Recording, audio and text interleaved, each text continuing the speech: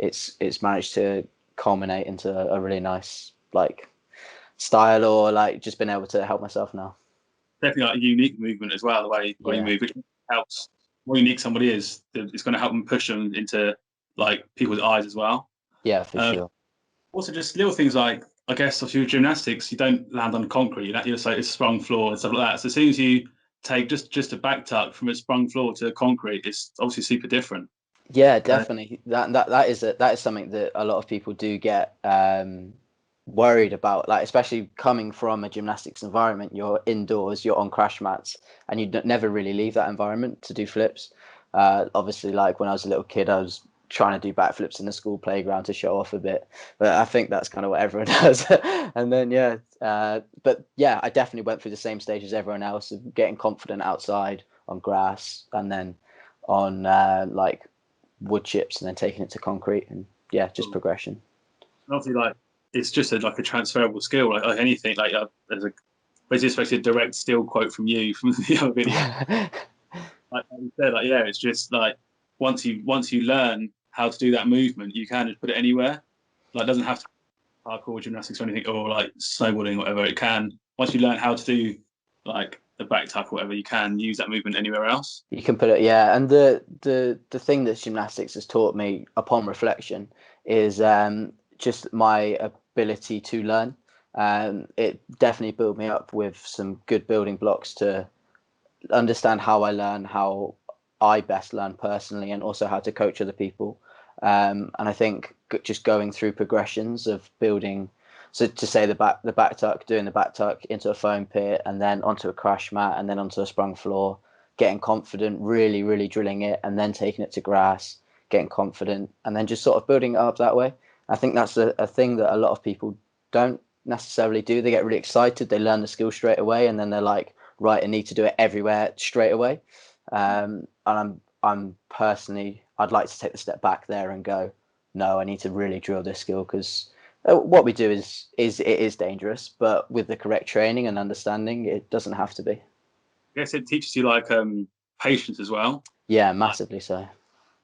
Even like I'm the worst for it. If I'm trying a new jump or whatever, I can't do it. After maybe 5, 6 attempts, I just start shouting or kicking the wall.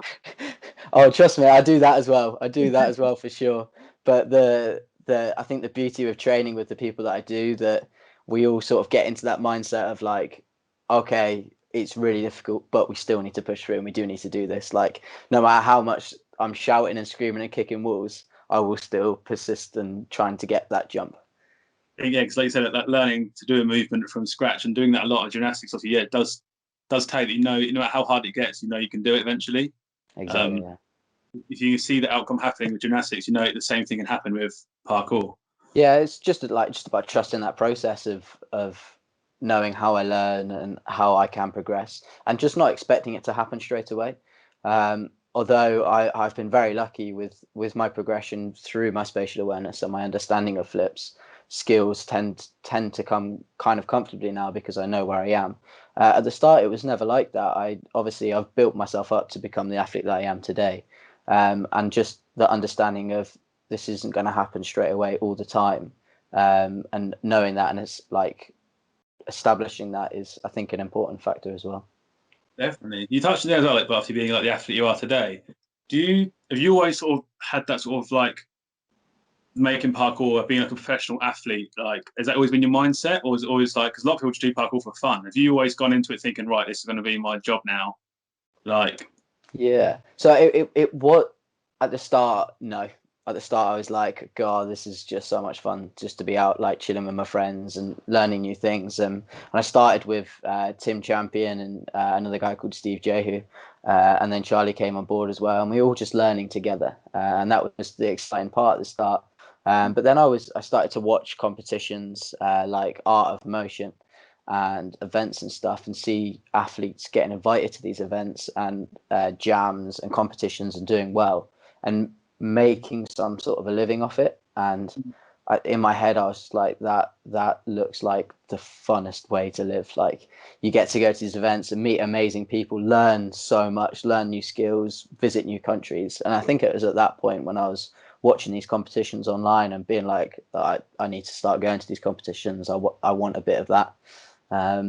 yeah, Tom was the guy that to take us to competitions for the first time. That's cool. Speaking of competitions, obviously you're like the competition master now. Do you what's the way of wording it?